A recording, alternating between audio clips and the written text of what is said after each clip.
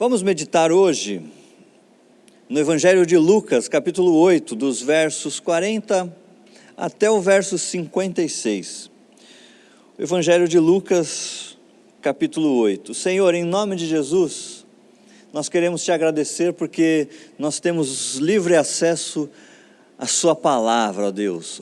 Obrigado, Senhor, porque este é um grande privilégio que nós temos, ó Deus. E neste momento, Senhor, faz-nos, Senhor, compreender aquilo que o Senhor tem para cada um de nós. Revela-te, Senhor, a cada um de nós. Em nome de Jesus Cristo nós oramos. Amém. O Evangelho de Lucas, capítulo 8, a partir do verso 40, diz assim: Ao regressar Jesus, a multidão o recebeu com alegria, porque todos o estavam esperando. Eis que veio um homem chamado Jairo, que era chefe da sinagoga, e prostrando-se aos pés de Jesus, lhe suplicou que chegasse até a sua casa, pois tinha uma filha única de uns 12 anos que estava à morte. Enquanto ele ia, as multidões o apertavam. Certa mulher, que havia 12 anos vinha sofrendo de uma hemorragia e a quem ninguém tinha podido curar e que gastara com os médicos todos os seus haveres, veio por trás dele e lhe tocou na orla da veste e logo se lhe estancou a hemorragia. Mas Jesus disse: Quem me tocou? Como todos negassem, Pedro, com os seus companheiros, disse: Mestre, as multidões te apertam e te oprimem e dizes: Quem me tocou? Contudo, Jesus insistiu: Alguém me tocou porque senti que de mim saiu poder. Vendo a mulher que não podia ocultar-se, aproximou-se trêmula e, prostrando-se diante dele, declarou à vista de todo o povo a causa por que lhe havia tocado e como imediatamente fora curada. Então lhe disse: Filha, a tua fé te salvou, vai-te em paz. Falava ele ainda quando veio uma pessoa da casa do chefe da sinagoga, dizendo: Tua filha já está morta, não incomodes mais o mestre.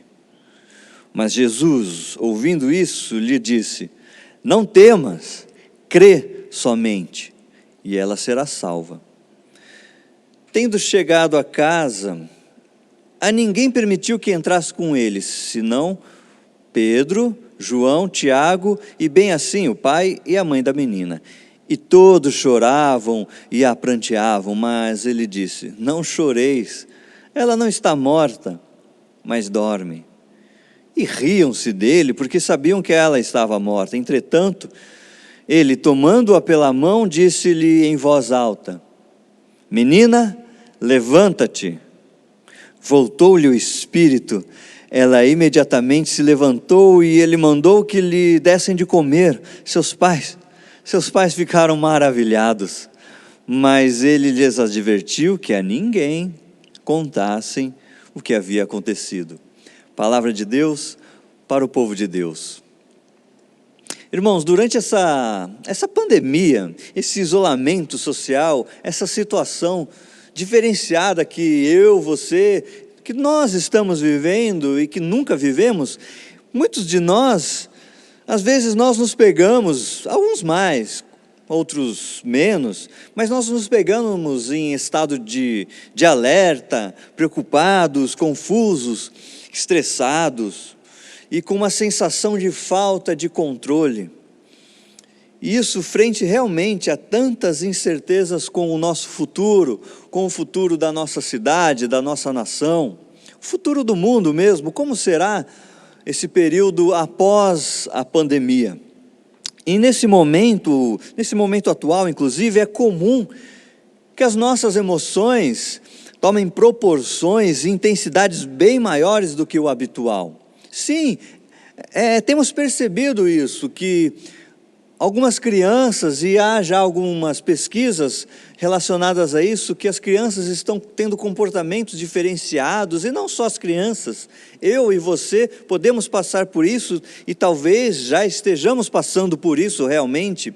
Podemos nos sentir às vezes apáticos, ou à beira de um colapso mental, ansiosos, querendo encontrar respostas para tudo que está acontecendo, respostas para o futuro, o porquê disso estar acontecendo, e podemos estar passando por um período de medo do futuro.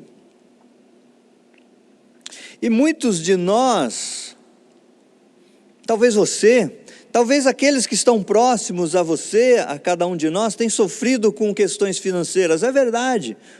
Sabemos de muitas pessoas chegam a nós com dificuldades financeiras, ou mesmo desemprego, ou medo de perder o emprego, redução salarial, redução de jornada de trabalho e aquela ansiedade, realmente o medo de como será amanhã, como será a próxima semana. Ou mesmo percebemos que neste momento, quando as famílias estão juntas, percebemos a desestrutura da própria família, brigas, algumas violências domésticas mais incisivas, e às vezes até não aconteciam, mas estão ocorrendo. Muitas pessoas estão se sentindo solitárias, muita solidão neste momento, muito sentimento de abandono, de rejeição, de que foram deixadas de lado. E neste momento, podemos realmente nós nos sentirmos desesperados e parece que estamos cercados, parece que não há saída, parece que estamos em um deserto, que é um lugar de lutas, um lugar de muitas dificuldades, e parece que vem uma voz sempre nos nossos ouvidos: você não vai conseguir, você não vai sair dessa. É como se o adversário oportunista viesse te dizer: ei, você não consegue, você não tem futuro. Mas hoje, meu irmão, minha irmã, creia que hoje é o dia que o Senhor preparou para você. Hoje é o dia que o Senhor preparou para que você possa, pela fé, declarar: sim, haverá um bom futuro. A minha esperança, a sua esperança não pode ser frustrada. É assim que eu luto as minhas guerras, e eu sei que eu viverei para testemunhar o milagre que Deus vai fazer neste deserto, que eu venci. Sim, declare: eu venci. Hoje é o dia que o Senhor preparou para que você declare pela fé: eu venci, e todos vão saber que eu venci, assim como Jesus venceu. No Evangelho de Lucas, que nós lemos aqui, é narrado um episódio no qual, esse episódio, percebemos que o poder de Deus vence uma enfermidade, mas também o poder de Deus vence a morte. Primeiro temos Jairo, que chega desesperado, porque a sua filha está morrendo, a sua filha de 12 anos, a filha de Jairo, de 12 anos, está morrendo. Jairo, que era líder da sinagoga, ele organizava as reuniões, inclusive ele permitia, autorizava quem podia entrar na sinagoga, na reunião, ou não podia entrar. Era uma pessoa importante, uma pessoa conhecida na cidade, e alguém que conhecia muito bem a Torá, alguém que conhecia muito bem os rituais judaicos. Jairo era uma pessoa muito religiosa, muito dedicada à religião, dedicado ao templo. Mas ele percebeu a tempo que a religiosidade não salvaria a sua filha, a sua única filha. Mas quando ele percebeu, o que será que passou na cabeça de Jairo? Quais foram as dúvidas que passaram na mente de Jairo? Poxa, eu sempre servi o Senhor, e o Senhor agora, ele pensando dentro da sua religiosidade, o Senhor não a cura. Eu sei todos os ritos, eu organizo as reuniões, os cultos ao Senhor, e a minha filha está para morrer. Talvez ele ouviu uma voz dizendo: você não vai conseguir, você não vai conseguir. Um adversário oportunista dizendo: sua filha vai morrer. Então, Jairo ouviu falar, sim, Jairo ouviu falar de Jesus. Como? Através das pessoas, as pessoas mesmas que iam à sinagoga, iam às reuniões, ouviu falar de Jesus através dos fariseus, alguns falando mal, alguns questionando, mas falavam de Jesus e dos milagres que Jesus realizava, das curas, das palavras de Jesus, dos ensinos, os fariseus, os saduceus, e ele percebeu que o único que poderia salvar a sua filha era o Filho do Deus vivo, era Jesus Cristo. E então tudo daria certo. Ele encontrou Jesus e Jesus estava indo à casa de Jairo. Eles estavam indo à casa de Jairo para que a filha de Jairo fosse curada. Mas então, o que nós percebemos no texto? A história é interrompida. Entra na história uma mulher enferma há 12 anos com uma hemorragia. Pensemos, se a mulher com um fluxo de sangue, ela era considerada impura. 12 anos ela não podia entrar na sinagoga, 12 anos ela era impedida de entrar nas reuniões na sinagoga, de prestar culto ao Senhor na sinagoga, de ouvir a leitura da Torá na sinagoga. 12 anos era impedida de entrar, e quem a impedia de entrar? O chefe da sinagoga, aquele que organizava as reuniões, Jairo. Poxa, ela chegando, ouviu falar de Jesus, e quando ela movida pela sua fé, ela decide ir até Jesus. Quem ela vê? Quem ela avista ao lado e caminhando com Jesus, conversando com Jesus, sabendo que, inclusive, talvez ela tenha ouvido falar que ela ia na casa de quem? De Jairo. Talvez pensou: eu não consigo, ou talvez ela tenha ouvido a voz do adversário oportunista, dizendo para ela: você não vai conseguir chegar perto de Jesus.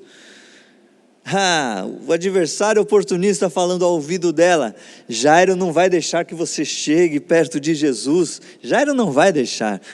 Lembre-se, você é impura, você não podia ir à sinagoga, quanto menos ir ao lado daquele que é o Filho de Deus, o Filho do Deus vivo. Mas ela pensou, tomou coragem e foi, porque é assim que eu luto as minhas guerras.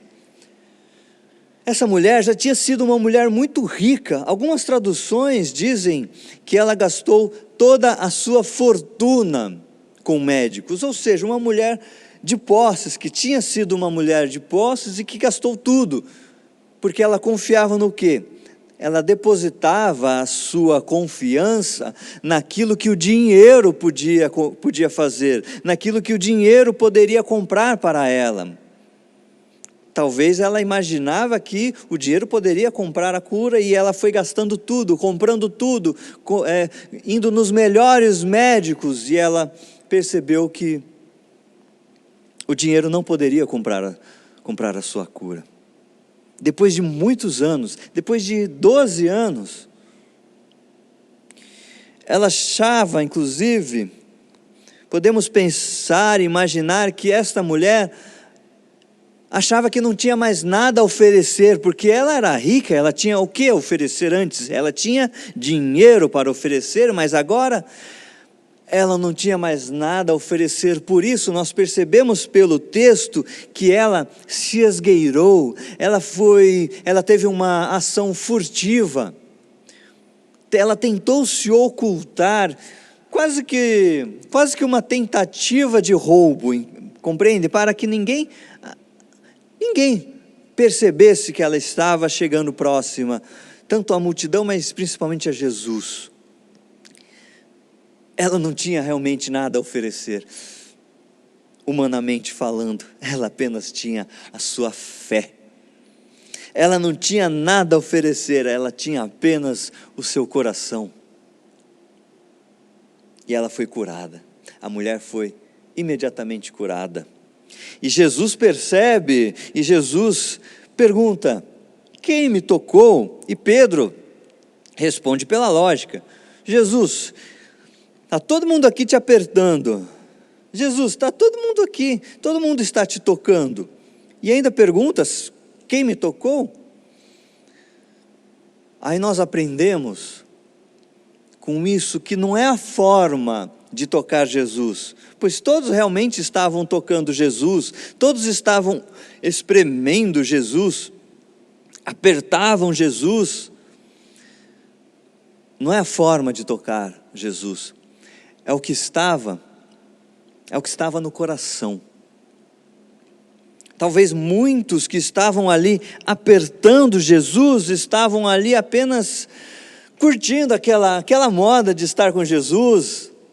Eles achavam: Jesus é um cara legal, vamos andar com Jesus, que o Jesus é um cara legal, olha como ele é legal. Eles falam umas coisas, ele tem uns dizeres bonitos, né? Ele é um cara legal, então a gente vai ficar junto dele, então vamos fazer o quê? Vamos tirar uma selfie com ele, assim, nós vamos ter várias curtidas nas redes, porque Jesus é um cara legal. Ou muitos talvez estavam junto lá na multidão apertando, porque a galera dele também estava lá, vamos junto. Alguém falou: vamos lá ver Jesus, porque Jesus é um cara legal e a gente pode tirar uma selfie e a gente vai ter muitos seguidores, teremos muitas curtidas no nosso Insta. Então vamos lá que vai ser, eles devem pensar, vai ser da hora estar com Jesus. Estavam apenas lá apertando Jesus. Ou seja, eles estavam realmente lá, mas o coração não estava com Jesus, o corpo estava com Jesus, mas o coração não estava em Jesus. Se as pessoas dessa multidão que estavam com Jesus, mas o coração não estava em Jesus, passassem por um período de isolamento social, como é que será que elas reagiriam hoje? Mas a mulher que tocou Jesus Cristo, e ela tocou com o seu próprio coração, a mulher teve o que nós chamamos, ela teve o toque da fé, e por isso ela foi curada, e além de curada, ela teve a sua dignidade restaurada, e finalmente ela teve paz. É isso que Jesus Cristo faz. Ele cura, Ele devolve, Ele restaura a sua dignidade e derrama a paz, uma paz. A Bíblia, a palavra de Deus diz: a paz que excede a todo entendimento. É isso que Jesus Cristo faz comigo, com você, com todos nós.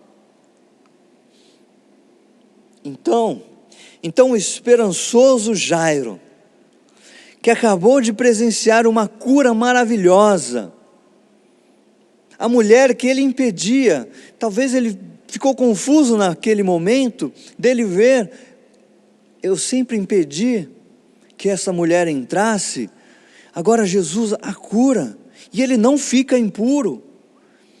Muitas dúvidas ainda pairando, e ainda ele recebe uma triste notícia. Vem alguém da sua casa e diz: a sua filha está morta. E a pessoa, quem dá a notícia, essa pessoa quer piorar a situação. Além de falar: a sua filha está morta, ainda fala: não incomodes mais o mestre. É como se ele dissesse para Jairo: não fala mais com ele, porque ele não pode mais fazer nada. Ele não vai conseguir. Jairo, acabou. Morreu a sua filha, não incomodes mais Jesus Cristo. Ou seja, ele, além de dar más notícias, ele ainda quer acabar com a esperança, ele quer minar a fé de Jairo. Você conhece alguém assim? Jesus, ouvindo isso, lhe disse: não temas, crê somente, e ela será salva.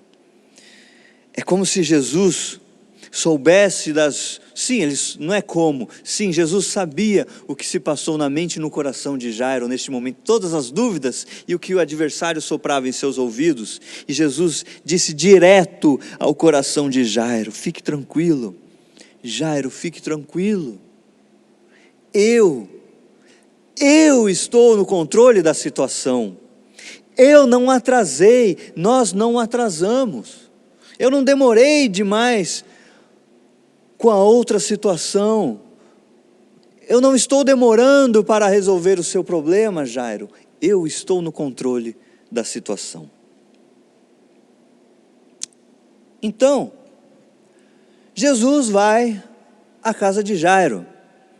E mesmo a zombaria, percebemos que as pessoas riam quando Jesus disse: não chorem, pois ela não morreu, ela apenas dorme. As pessoas zombaram de Jesus, tiraram um sarro de Jesus mesmo, desprezaram Jesus.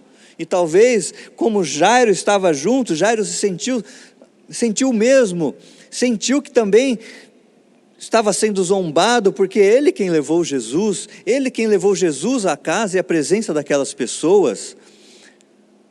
Zombaria, indiferença, desprezo, falta de fé das pessoas em volta. Talvez nesse momento Jairo, que estava e levou Jesus, pensou: parece que eu estou cercado pela indiferença, parece que eu estou cercado pelo desprezo, parece que as pessoas à minha fé estão me cercando, parece que as pessoas ao meu redor que me cercam não têm fé nenhuma, e elas querem zombar de mim e de Jesus Cristo, o Filho de Deus. Parece que estou cercado e o adversário oportunista ainda quer falar através dessas pessoas que não vai dar certo, que vocês não vão conseguir não. Jesus simplesmente diz: menina, levanta-te. E o que acontece? Ela se levantou e ainda foi comer. Em meio a tanta zombaria, em meio a tanto desprezo, a fé prevalece. Nós percebemos que tanto Jairo quanto a mulher que teve o fluxo de sangue, antes de conhecer Jesus, elas depositavam a sua fé, depositavam sua esperança, sua confiança nos lugares errados. Jairo depositava a sua fé na religiosidade, no cumprimento de rituais, e a mulher depositava sua fé no dinheiro, nos bens materiais, nas suas posses.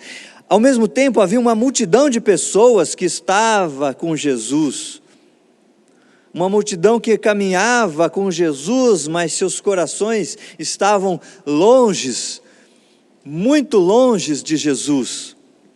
Talvez hoje ainda existe uma multidão que busque um Jesus legal, Jesus como um cara legal, que vamos tirar fotos de Jesus, que ele é um cara legal, e nisso as pessoas então acabam, essa multidão, buscando o quê? Uma igreja legal. Irmãos, a igreja não tem que ser legal, a igreja tem que pregar o evangelho, a igreja tem que buscar a santidade e a justiça do Senhor. E às vezes, talvez ainda hoje exista uma multidão que busque, que ainda fique apenas observando o espetáculo da cruz, fique observando o espetáculo da cruz de longe, o seu coração está longe da cruz. Irmãos, não se negocia o evangelho, não se negocia santidade, não se negocia caráter, não se negocia ética, não se negocia a cruz. Mas Jairo e a mulher compreenderam realmente quem era Jesus Cristo e o que ele por ser quem é, o que ele poderia fazer, na verdade, o que somente Jesus Cristo poderia fazer, e ainda somente Jesus Cristo pode fazer e continuará fazendo. Eles finalmente depositaram a sua fé na pessoa certa, em Jesus Cristo, o único e suficiente Senhor e Salvador, aquele que é poderoso para fazer infinitamente mais do que curar ou levantar alguém que está morto. Ele pode fazer infinitamente mais do que devolver a dignidade e derramar a paz sobre a sua vida, restaurar toda a sua vida. Ele pode fazer infinitamente mais do que restaurar a sua família, restaurar o seu casamento, inclusive restaurar as suas finanças. Somente Ele, e através do poder que atua pelo amor dEle. No momento que eles estavam, Jairo é a mulher, nesse momento que eles estavam mais desesperados, mais cercados, o sentimento de cerco ao redor deles, parecia que realmente não tinha saída para o que eles estavam vivendo, parecia que eles estavam no meio de um deserto, sem água, sem comida, lutando com as suas próprias forças, passando calor, um calor insuportável durante o dia e um frio durante a noite, solidão e desespero, e eles lutavam com suas próprias forças, cavavam com as suas próprias forças, e o resultado não chegava de forma alguma. No momento que Jairo e esta mulher estavam se cansando, estavam talvez até desistindo, parecia realmente que eles ouviam incessantemente uma voz dizendo: você não consegue, você não vai sair dessa, não tem saída. Eles perceberam nesse momento do desespero, eles olharam para a única e verdadeira luz e perceberam que a única verdadeira esperança era Jesus Cristo, e que em Jesus Cristo sim haverá um bom futuro. Hoje é o dia, repito, que o Senhor preparou para que você, para que eu, para que nós possamos, pela fé, sim, pela fé, não importa se as pessoas estão zombando ao seu redor, dizendo: você não vai conseguir, não tem saída. Não tem saída. O que? Jesus, você está indo para a igreja buscando Jesus Cristo e você está quase falindo. Como assim? Parece que ao seu redor, o seu ambiente hostil, as pessoas hostis, sem fé, querendo minar a sua fé, como se dissessem para você: a sua filha morreu, não incomode Jesus Cristo, não incomode a igreja, não incomode o seu vizinho, apenas desista. Mas este é o momento para nós declararmos que sim, haverá um bom futuro. Declare isso na sua casa neste momento, declare para quem está ao seu lado, escreva no chat, coloque aí no chat: haverá um bom futuro, ou coloque nos comentários: sim, haverá um bom futuro, a minha esperança não pode ser frustrada. Declare isso para você, a sua esperança, fale isso: a minha esperança, ela não pode ser frustrada. E é justamente assim, desta forma, declarando pela fé, que nós lutamos as nossas guerras. É assim que eu luto as minhas guerras, e eu sei que eu viverei para testemunhar o milagre que Deus vai fazer nesse deserto. E nós, igreja do Senhor, aqueles que estão ao seu redor, todos nós testemunharemos o milagre que Deus vai fazer nesse deserto o qual você está passando, meu irmão ou minha irmã. Declare para todos pela fé que eu venci, diga: eu venci, e todos vão saber que eu venci, assim como Jesus venceu. Aleluia! A multidão pode estar fazendo um barulho imenso neste momento. As notícias, sim, elas podem ser as piores possíveis. As fake news, então, nem olhe. Mas parece impossível acreditar. Humanamente parece impossível acreditar. As pessoas estão zombando de você, estão zombando da sua esperança, do seu futuro, de quando você declara haverá um bom futuro. Há muito escárnio, o escárnio é grande, mas mesmo assim, presta atenção, ouça, no meio desse barulho imenso, preste atenção agora naquilo que Jesus Cristo diz no seu ouvido e principalmente ao seu coração, que a voz de Jesus Cristo, que as palavras ecoem no seu mais íntimo, no seu coração, dizendo assim: não temas, crê somente. Que o Senhor te abençoe, que Ele te guarde e que você possa declarar isso pela fé. Que seja uma semana em que você creia que haverá um bom futuro. Neste momento nós vamos continuar louvando ao Senhor e declarando justamente isso, que haverá um bom futuro. Por isso declare com alegria e com fé, colocando a sua esperança, depositando a sua esperança naquele que é capaz, que somente Ele é capaz. Amém? Pai, em nome de Jesus, nós te agradecemos pela sua palavra de esperança em nossos corações, ó Pai. Queremos realmente ouvir isso em nossos corações, Pai, no nosso mais íntimo, Senhor. Que isso venha acabar com toda dúvida, mas que possamos ouvir a Tua voz dizendo para nós neste momento: não temas, crê somente. E é isso que nós queremos viver pela fé, porque nós queremos realmente, como a sua palavra nos ensina, nos instrui, nos motiva a vivermos pela fé, crendo que há esperança em Ti, somente em Ti há esperança de um bom futuro, somente em Ti nós declararemos as nossas vitórias, todos vão saber, todos aqueles ao nosso redor vão saber e vão glorificar o Teu santo nome, Pai. Que a nossa vida seja para honrar e glorificar o Teu nome, pois só o Senhor é digno de todo louvor, de toda honra, toda glória. Todo o poder emana do Senhor, ó Pai.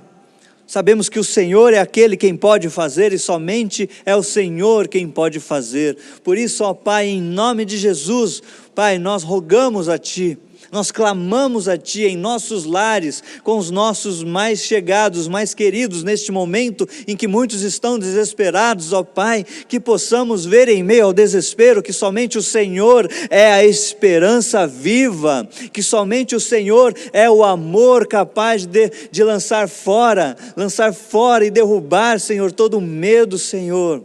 Somente a tua voz vem se sobrepor às vozes que querem nos derrubar, ó Deus.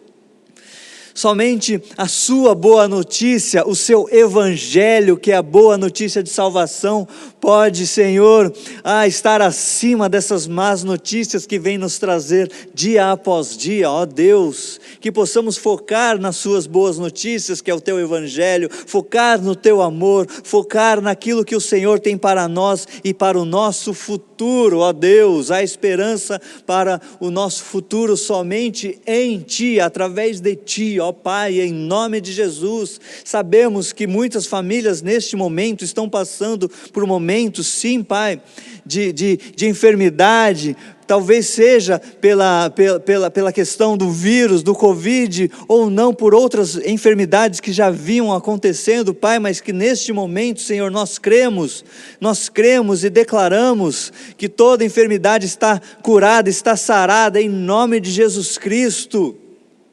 E toda cura neste momento, Senhor, será para honrar e glorificar o Teu nome, ó Pai, em nome de Jesus. Você em casa que está enfermo, está curado em nome de Jesus.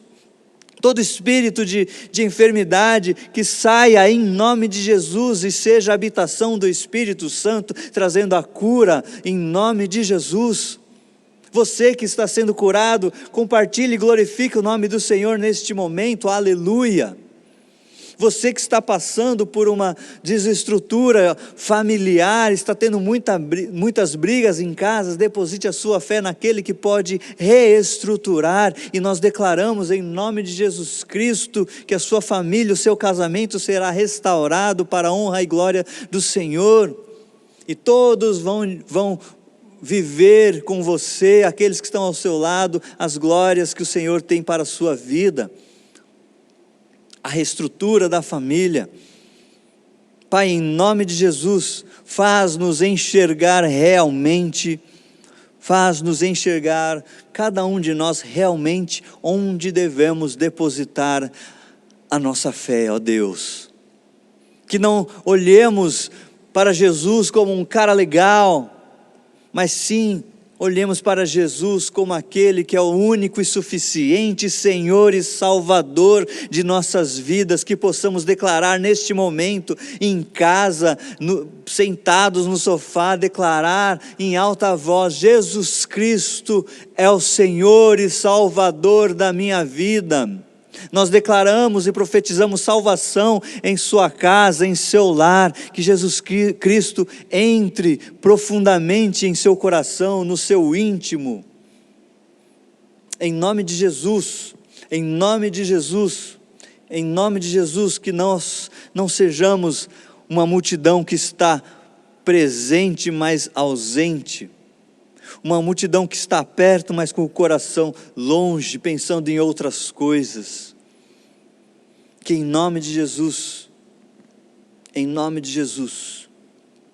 vivamos pela fé. Em nome de Jesus, ouçamos neste momento a voz do Senhor dizendo: não temas, não temas, não temas, meu filho, não temas, minha filha, não temas, crê somente. Nós oramos em nome de Jesus Cristo, e quem crê, diga amém.